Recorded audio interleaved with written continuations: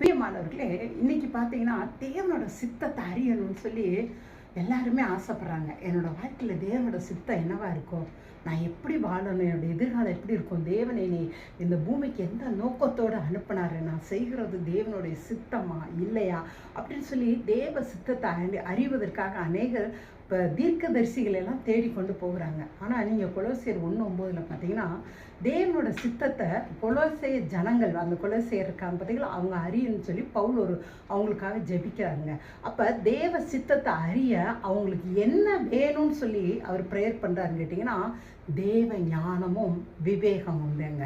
இப்போ தேவ ஞானம் நமக்குள்ளே இருந்துச்சுன்னா, அதே சமயம் தேவனுடைய விவேகமும் நமக்குள்ளே இருந்துச்சு, நம்ம ஈஸியாக தேவனுடைய சித்தம் என்னன்னு நம்ம கண்டுபிடிச்சிருவோங்க. அப்போ தேவனுடைய ஞானத்துக்கு நம்ம என்னங்க செய்யறது, அதுக்கு நீங்கள் அவர்கிட்ட விண்ணப்பம் தாங்க பண்ணணும். ஏன்னா தேவ ஞானங்கிறது தேவனிடமிருந்து கொடுக்கப்படுறதுங்க. அப்போ விவேகம்னா என்னன்னு கேட்டிங்கன்னா அது நிதானமாக இருக்கிறாங்கன்னு சொல்லுவாங்க பார்த்தீங்களா, அப்படித்தாங்க.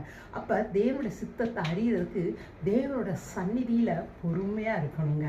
இது ரெண்டு நீங்கள் கண்டினியூவாக செய்து பாருங்களேன், நீங்கள் தேவனுடைய சித்தம் உங்களோட வாழ்க்கையில் நடக்குதா அல்லது மற்றவங்க தேவனுடைய சித்தத்தில் இருக்காங்களான்னு சொல்லி ஈஸியாக நீங்கள் கண்டுபிடிச்சிடலாங்க. தேங்க்யூங்க. காட் பிளஸ் யூங்க.